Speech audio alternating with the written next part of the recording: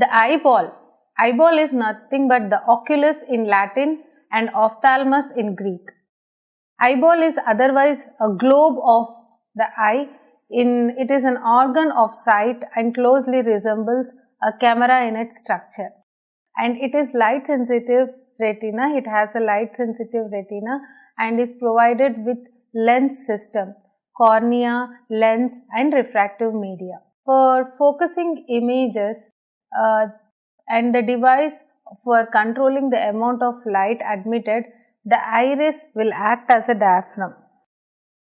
So here is the iris muscle and the gap which is opening within the iris is the pupil.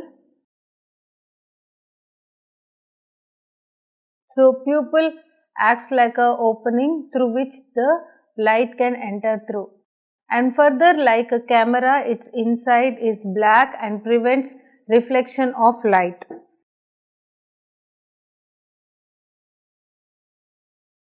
The eyeball is a highly durable structure for its wall enclosing the refractive media and is made up of 3 coats, and the fluid filled within it distributes hydraulic pressure uniformly to maintain its shape. The eyeball occupies anterior 1/3 of orbital cavity and it is embedded in the fat. So here in this image we can see lateral view of the orbit enclosing the eyeball here, which occupies anterior 1/3 of the orbital cavity and embedded in the fat. It is enclosed in a thin fibrous sheath which is called as 𝗠𝐶 capsule. So this thin layer is the 𝗠𝐶 capsule.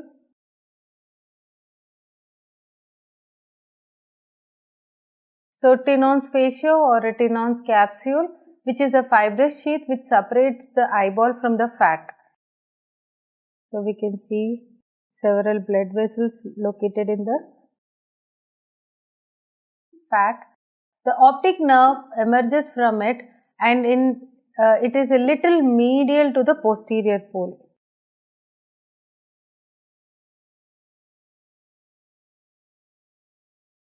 Shape and size, it is almost spherical in shape and it has a diameter of 24 mm.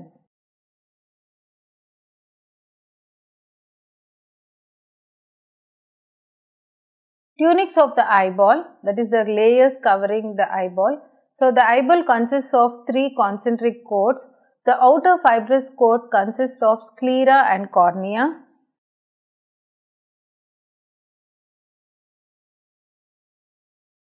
Sclera anteriorly continuous as cornea. And the middle vascular coat consists of choroid, ciliary body and iris.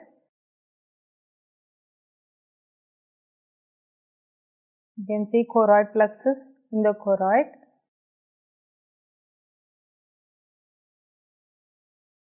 Ciliary body containing ciliaris muscle, and here is the iris.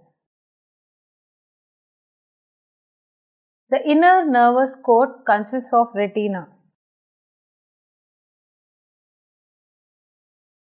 So the yellow color structure is the retina.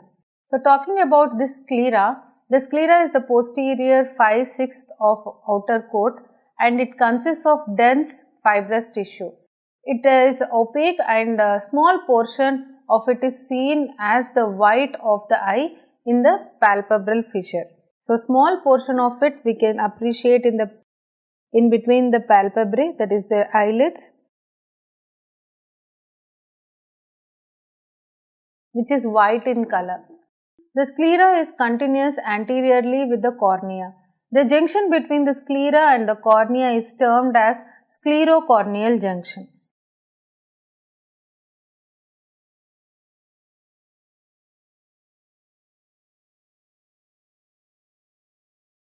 So the junction between the cornea and the sclera is the sclerocorneal junction, which is otherwise called as limbus. And just behind the sclerocorneal junction, within the sclera is a circularly running canal which is called as sinus venosus sclera.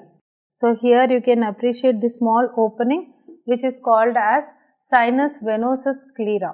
So this is the closure view between the sclerocorneal junction. So the outer layer we know it is the sclera. Sclera continues as cornea, and the junction between sclerocornea is the limbus or sclerocorneal junction. So I said there is a circular opening at the sclerocorneal junction which is circularly running canal called as sinus venosus sclera, which is otherwise called canal of Schlemm.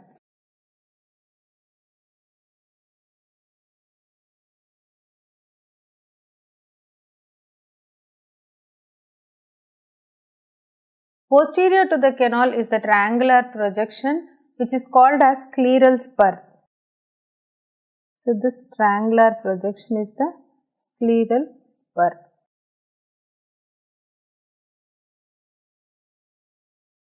So which points out forwards and inwards and provides attachment to ciliary muscle.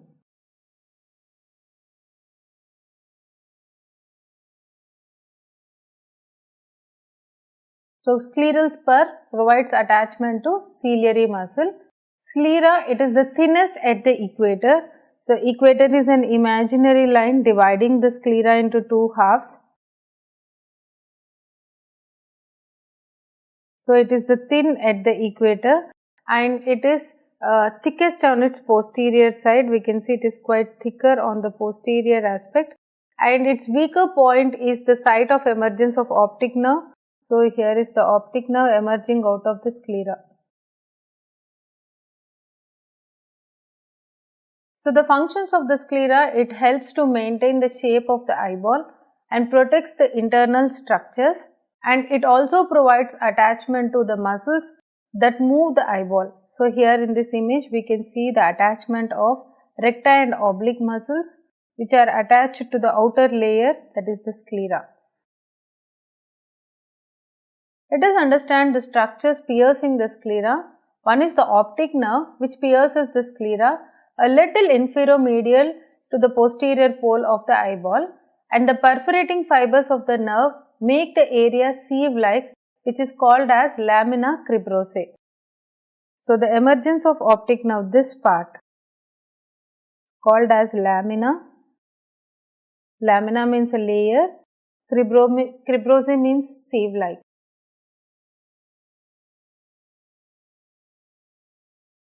Posterior ciliary vessels and nerves around the optic nerve.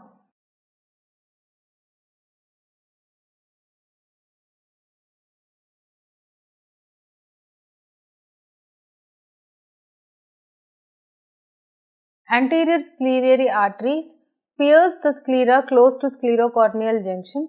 4 choroidal veins, also called as venae verticose, pierce the sclera just behind the equator. Next, about the cornea. Cornea is anterior 1/6 of the sclera.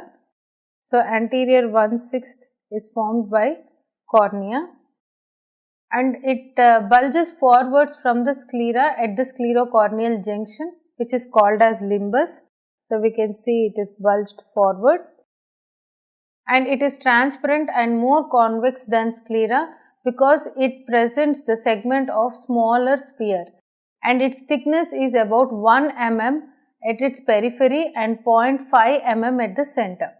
Features of the cornea, it is an avascular structure, so it is nourished by permeation of nutrients from the loops of capillaries at the limbus, aqueous humor and lacrimal fluid. It not only permits the light to enter the eye but also reflects the entering light.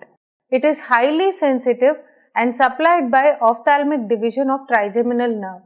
The nerves of the cornea forms the afferent limb of the corneal reflex, which is the closure of the eyelids on stimulation of cornea. So when some objects, foreign objects, stimulates the cornea, automatically we will close the eye because the nerves of the cornea forms afferent limb of corneal reflex.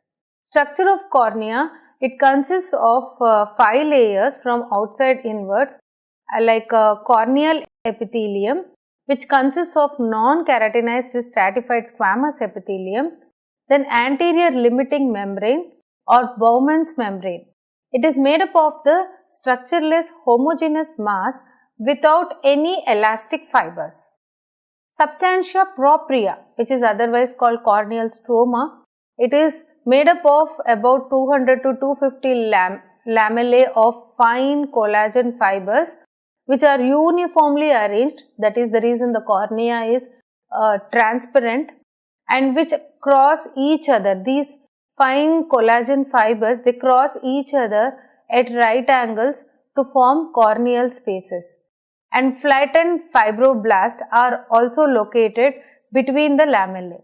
The transparency of the cornea is due to the precise lattice arrangement of its lamellae embedded in the ground substance. Next to the stroma is posterior limiting membrane or Descemet's membrane.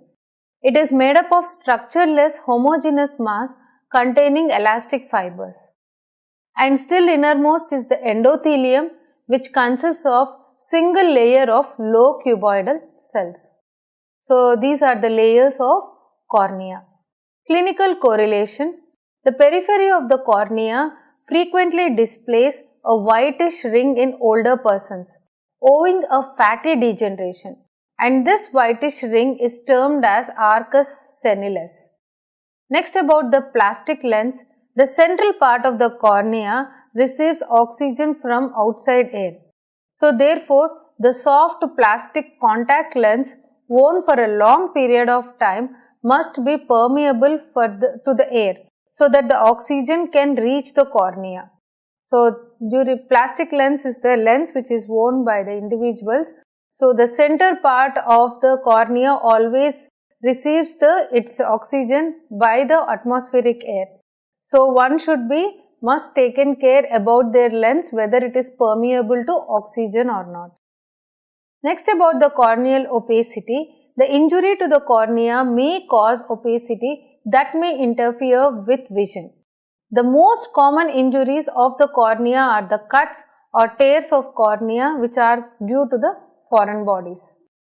Next, about the corneal graft. The normal lack of vascularity and of lymph vessels accounts for the great success of corneal grafts. The cornea is successfully grafted from one person to other. Next, regarding the corneal reflex, which is elicited clinically by gentle touching of the cornea with the wisp of cotton wool. As the cornea is touched, both the eyes are closed. Pathway of corneal reflex. So, afferent limb is formed by the ophthalmic nerve. Ophthalmic nerve is a branch of trigeminal nerve. So, which the main sensory nucleus of trigeminal. From main sensory nucleus of trigeminal nerve to the reticular formation. Then the sensors are carried out both the facial nerves as efferent limb. So, this is the pathway for a corneal reflex. So, that was about the sclera and cornea. Next, we shall move on with middle vascular layer coat. So, the middle coat is often called as vascular coat because it contains most of the blood vessels of the eyeball. So, here you can see in the choroid there are several blood vessels which are forming plexus, and it is frequently known as uveal tract. It is called as uveal tract.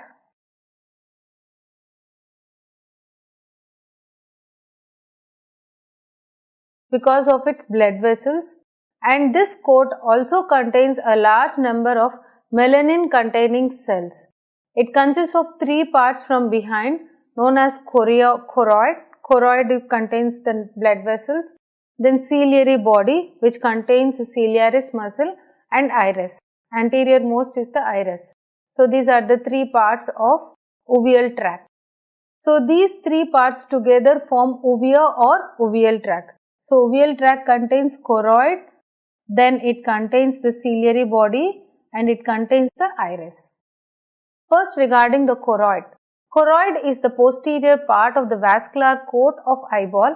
It is brown in color, and it is thin and highly vascular membrane lining the inner surface of sclera. And anterior it is connected to the iris by a ciliary body, and posteriorly it is pierced by optic nerve. So, we can see it is pierced posteriorly by the optic nerve, and anteriorly it terminates with the ciliary body. Arteries. of this choroid, they are all derived from ciliary arteries which pierce the sclera around the optic nerve. And veins, they are arranged in the form of whorls which converge to form 4 or 5 venae verticose which pierce the sclera just behind the equator to open into the ophthalmic veins. The inner surface of the choroid is firmly attached to the retina and nourishes the rods and cones of retina by diffusion. So, we can see the inner to the choroid is the retina and it receives nourishment from the blood vessels which are present in choroid. Structure of choroid, it consists of 4 layers, that is suprachoroid lamina. Suprachoroid lamina is nothing but the lamina fusca and it consists of loose network of elastic and collagen fibers and is traversed by long posterior ciliary vessels and nerves. Next layer is vascular lamina. Vascular lamina, it consists of loose areolar tissue and pigment cells and it contains branches of short posterior ciliary arteries and veins which converge in whorls to form 4 to 5 venae verticose and which pierce the sclera and drain into the ophthalmic veins. Next is the capillary lamina. Capillary lamina or the capillary layer of choroid, it consists of fine network of capillaries which nourish photoreceptors of retina, that is rods and cones, by diffusion. Basal lamina, the membrane of Bruch. Membrane of Bruch, it is a thin transparent membrane which is firmly attached to the pigment cell layer of retina.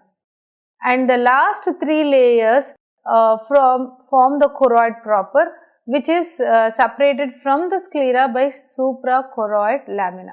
In some animals such as cat, tiger, lion, etc., the specialized cells of choroid form a reflecting media called tapetum which produce greenish glare in the eyes of these animals in the night. Next, regarding the ciliary body.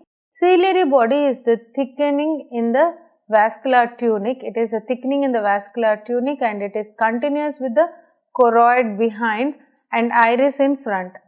So, we can see anteriorly it is continuous with the iris and posteriorly it is continuous with the choroid. So, ciliary bodies suspend the lens via suspensory ligament. So, we can see the suspensory ligament as well.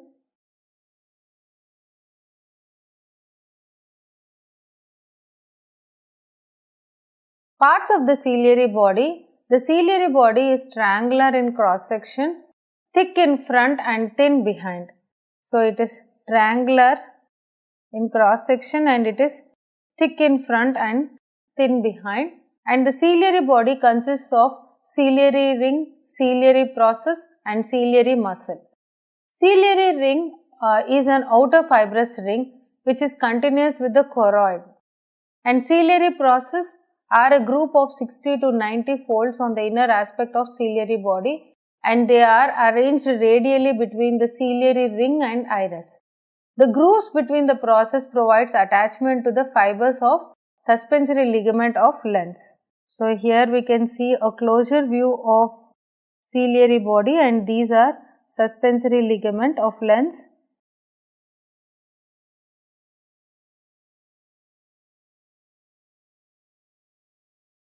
And here is the lens. So, the ciliary muscle is small, unstripped, that is a smooth muscle mass consisting of mainly 2 types of fibers, outer radial fibers, inner circular fibers. So, these are the radial fibers and here are the circular fibers. And its main function, the ciliary body main function is to focus the lens for near vision. The ciliary muscle as a whole acts as a sphincter and therefore, when its muscle fibers both radial and circular contract, the choroid is pulled towards the lens, reducing the tension in the suspensory ligaments. This allows the lens to assume more spherical form because its own elastic nature. Because of its own elastic nature, the lens will become more spherical because of less in the tension of suspensory ligament. So, now the lens is can cause more refraction and needed for the accommodation. So, for near vision, the accommodation is made because of the contraction of ciliary muscle, which is located in the ciliary body, and because of the contraction, what happens? The suspensory ligament, the tension in the suspensory ligament will get reduced. So, because of the reduction in the suspensory ligament tension, the lens will become more spherical, causing more refraction, which is needed for accommodation. Next, regarding the iris is the contractile diaphragm between the cornea and the lens.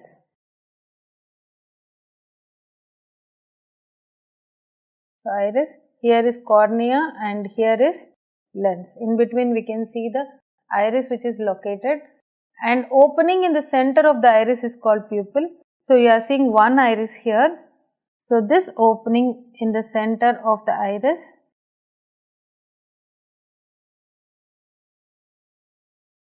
so the center of iris, the opening is called as pupil. Iris consists of 4 layers from before backwards, which are anterior mesothelial lining, then the connective tissue stroma containing pigment cells and blood vessels, and the layer of smooth muscles which consists of 2 parts, constrictor pupillae and dilator pupillae. Constrictor pupillae and inner near the margin of the pupil part made of circular fibers. Dilator pupillae, a peripheral margin of fibers made up of radial fibers. So, dilator pupillae are the radially arranged fibers and constrictor pupillae are circularly arranged fibers. So, inner circularly arranged fibers and outer radially arranged fibers. So, this is how the fibers are arranged in the iris. Nerve supply, constrictor pupillae is supplied by parasympathetic fibers and dilator pupillae are by sympathetic fibers. So, the actions are like constrictor and dilator pupillae. So, the constrictor pupillae, which are circularly running fibers, helps in the constriction of the pupil, and dilator pupillae will helps in dilatation of pupil. So, a posterior layer of pigment cells which are continuous with the ciliary part of retina. Next, regarding the inner nervous coat. So, now we are moving on to the third inner layer, nervous coat, which is the retina of the eyeball. So, the retina is the innermost layer of the eyeball and consists of mainly 2 layers, the outer pigment layer and inner sensory layer. The space between the 2 layers contains a gummy substance that glues these 2 layers, and the retina presents between the choroid and hyaloid membrane of vitreous. So, it is between the choroid and hyaloid membrane. So, the white membrane what you are seeing is the hyaloid membrane, and the plexus what we see the choroid. So, in between is the retina. So, the retina diminishes in thickness from behind forward. So, we can see posteriorly it is quite thicker, and as we move anteriorly it becomes thinner. Anteriorly it presents an irregular edge which is called as ora serrata. So, we can see anteriorly this margin where the retina ends makes a serrated margin which is called as ora serrata.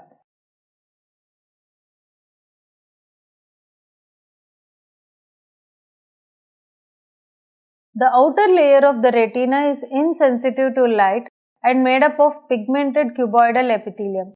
The inner sensory layer of retina is sensitive to light and made up of photoreceptors called as rods and cones, and as well as numerous relay neurons which are bipolar neurons, ganglionic cells. They are all present in layers forming a sensory part of retina. So, the very thin non-nerve cellular continuation of retina is in front to form ora serrata, which covers the ciliary body and iris.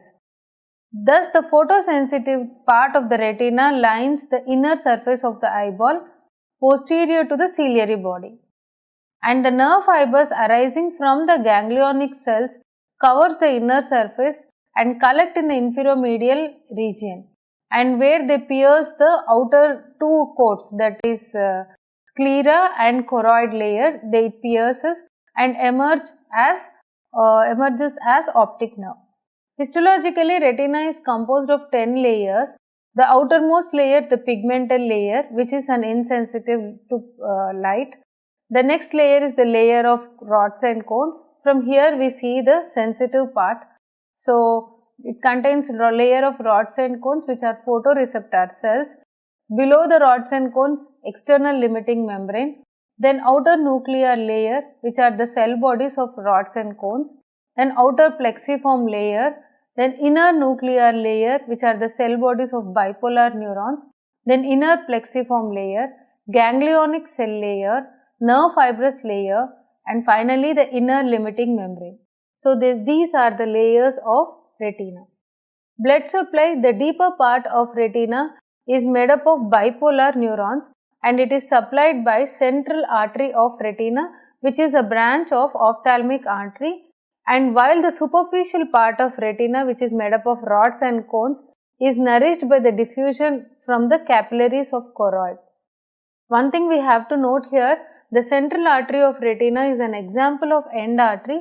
So, if there is any thrombosis in the central artery of retina, the person goes blind because the retina will lose its blood supply. Venous drainage, it is the central vein of retina which is accompanying the central artery of retina, which drains into cavernous sinus. Development of retina. Retina develops from a halo outgrowth of optic vesicle from diencephalon of primitive brain. The optic vesicle becomes invaginated to form optic cup. Consists of two layers of cells. The outer layer differentiates to form pigment cell layer and the inner layer differentiates to form neural layer. The neural layer forms the remaining layers of retina with photoreceptor cells called as rods and cones outermost. So, that is the reason then they are next to the pigment cells. The ganglionic cells are the innermost. So, therefore, the light has to pass through them to stimulate rods and cones. So, the two layers of optic cup remain separate during the embryonic period, but fuse later during early fetal period with potential space between the two. Therefore, in retinal detachment, the plane of cleavage is between the pigment cell layer and neuronal layer. That is, between the rods and cones and the pigment cell layer, we find the plane of detachment or plane of cleavage, which is called as retinal detachment. Clinical correlation, retinal detachment, as I said earlier, in retinal detachment there is a separation of two layers of retina, that is pigment cell layer and neural layers, and appearance of the retina seen through ophthalmoscope. The posterior margin of the retina is called as the fundus, can be examined by an ophthalmoscope, and this procedure is called as fundoscopy or fundoscopic examination. So, the following features are observed during fundoscopy, that is macula lutea, a plain yellowish area near the posterior pole is the macula lutea and it is approximately 4 mm in diameter, and a small pit that is 1.5 mm in diameter is near its center, which is called as fovea centralis. So, the center of macula lutea, the small pit is observed which is around 1.5 mm in diameter, which is called as fovea centralis, which is the point where the light is normally focused. The fovea is the portion of retina with maximum concentration of cone receptors. Hence, the site of greatest visual acuity, that is, the ability to see the fine images, keenest vision. Next, regarding the optic disc, 1.5 mm in diameter the optic disc is, and it is appeared as a white spot during fundoscopy, which is about 3 mm medial to macula. So, optic disc under fundoscopy, it is around 1.5 mm in diameter. It appears to be white spot which is about 3 mm medial to macula. The depressed area in the center is called as physiological cup. So, the depressed area in the center of optic disc is called as physiological cup.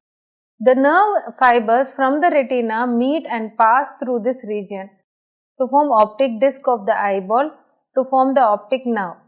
and the blood vessels of the retina also pass through this spot. Since there is no photoreceptor cells in this optic disc, it does not respond to light. Therefore, optic disc is called as blind spot. Next, regarding the central artery of retina, it enters the eye through the center of the optic disc and divides into superior and inferior branches. Each of them further divides into temporal and nasal branches. So, in fundoscopy, we can observe this branching pattern of central artery of retina. Next, regarding the retinal veins which follow the arteries, the branches of central artery of retina are seen radiating over the edges of the optic disc. They are similar and paler than the veins. At points where they cross veins, the vein can be seen through the artery. Normal optic disc.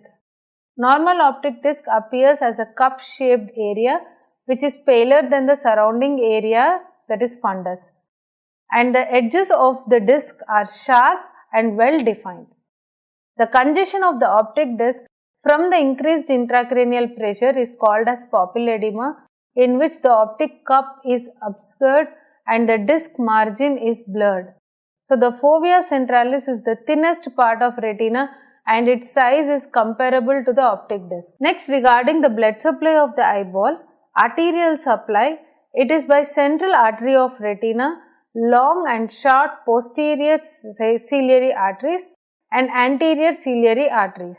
Blood supply of the eyeball is supplied by central artery of retina, long and short posterior ciliary arteries and anterior ciliary arteries.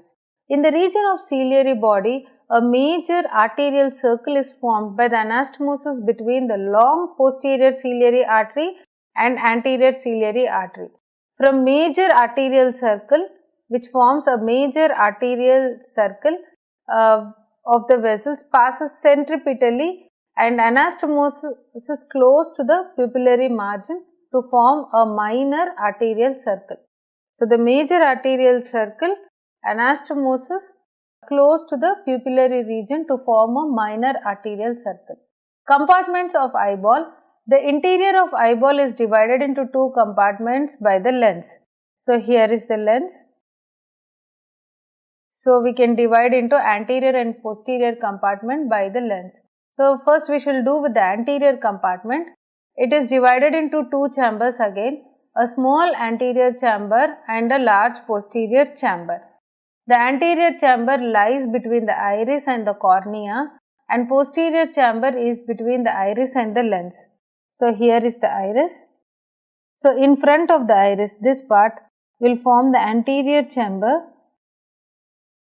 and the area between the iris and the lens will form the posterior chamber, which is in front of the lens.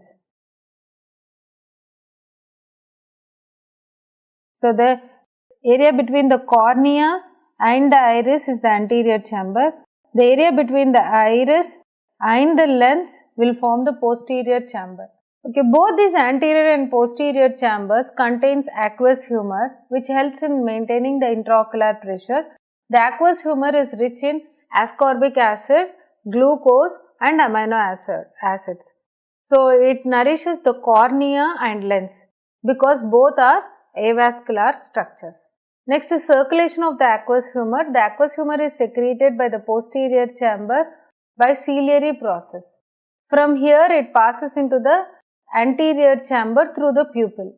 Here it passes through the spaces in the iridocorneal angle located between the fibers of ligamentum pectinatum and then enter into canal of Schlemm. So, that is how the circulation of aqueous humor occurs. So, first the aqueous humor is secreted by the posterior chamber, that is the ciliary body of the posterior chamber. So, here is the ciliary body of the posterior chamber which produces aqueous humor. Then the aqueous humor enters into the anterior chamber through this pupil, that is the gap within the iris. So, through the pupil it enters into anterior chamber, and then from here it reaches iridocorneal junction. So, here is iridocorneal junction and where the limbus is located there. and fibers of ligamentum pectinatum and then enter into canal of Schlem, from where it is drained into anterior ciliary veins. Glaucoma is a clinical condition. If the drainage of aqueous humor is blocked, there occurs an abnormal increase in intraocular pressure and the condition is called as glaucoma. And as a result, there is a severe pain in the eye due to the pressure in the highly sensitive cornea. The glaucoma may cause variety of visual problems such as blindness due to compression of retina and its blood supply, intraocular pressure which is normally about 15 mm of Hg or 15 mm of mercury can be measured on anesthetized cornea, which is called as tonometry. So, normal intraocular pressure is 15 mm. Somewhere very high about this 15 mm causes glaucoma. Next, about the posterior chamber. Posterior chamber is behind the lens and it is much larger than the anterior chamber and it is comprising 4/5 of the eyeball. It is surrounded by almost completely by retina and it is filled with the colorless transparent jelly-like fluid which is called as vitreous humor.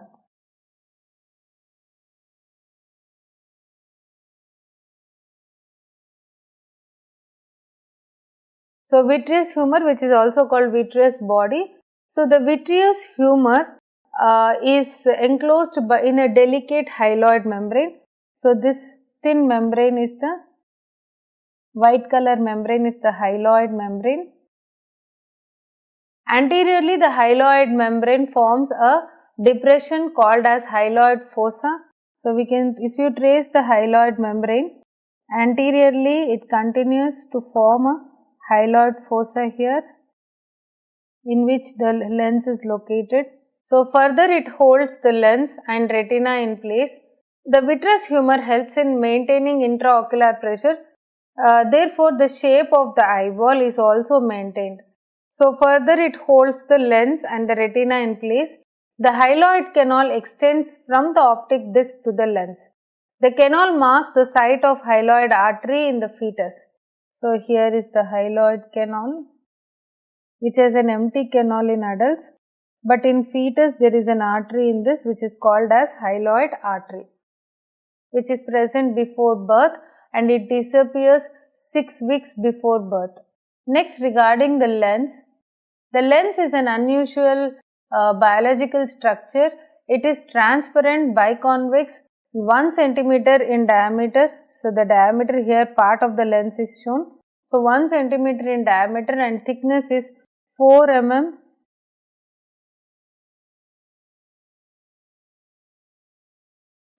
Thick and it is placed between anterior and posterior compartments of the eyeball.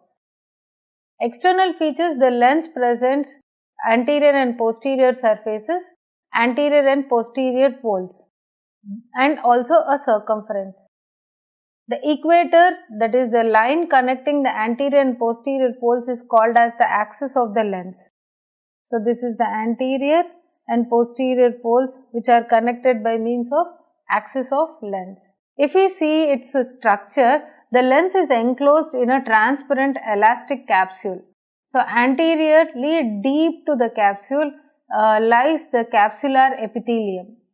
So, anteriorly deep to the capsule, there lies the capsular epithelium, and in the center the epithelium is made up of single layer of cuboidal cells, and the cells at the periphery prolongated to give rise to lens fibers, and these fibers get arranged concentrically to form a lens substance. So, the center one is nucleus of lens, consists of oldest fibers. Here the lens fibers lose their nuclei and organelles. As a result, a special set of proteins called crystallins lie in the center, and the center of the lens is therefore hard, and the periphery of the lens is called as the cortex, and it is soft because it is made up of more recently formed fibers. So, that is about the structure of lens. Let us see its clinical correlation. Presbyopia, short vision. The lens plays an important role in accommodation. The lens absorbs much of the ultraviolet light and becomes increasingly yellowish with age. and it also becomes harder with age. As a result, with the power of accommodation is lessened in old age, producing a clinical condition which is called as presbyopia. Next common condition associated with the lens is cataract.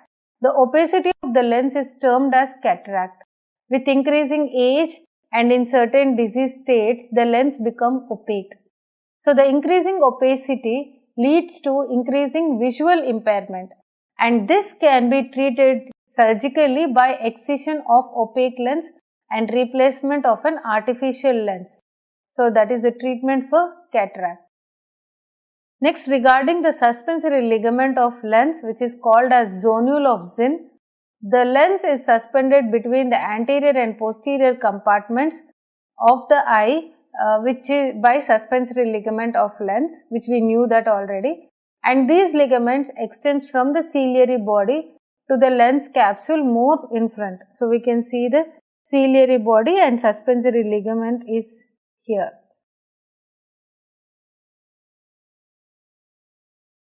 Functions of the eye. The main functions of the eye is focusing of light waves and stimulation of photoreceptors of eye. This requires 5 basic processes. Transmission of light waves through the transparent media of the eyeball. Next is the refraction, which is the bending of the light waves through the different refractive media of different densities of eye. Next is the accommodation of lens to focus the light waves and regulation of the amount of light entering the eye through the pupil by iris diaphragm, convergence of the eyeballs, and finally the stimulation of photoreceptors of the retina generates action potentials that are relayed through the optic pathway to the visual cortex of the brain. So, where image is formed, and the visual impairment may result if any one or more of these processes fail to function properly. Coming to the refractive media of the eye, these includes cornea, which is very refractive but not adjustable. Second refractive media is the aqueous humor, then lens. Lens is refractive and adjustable. Then vitreous humor, vitreous body. So, all these media together forms refractive apparatus of eye. One thing to be noted here, most of the refraction of the eye takes place from the anterior surface of cornea, not in the lens as it is generally thought. So, this completes the total structure of the eyeball. Thank you.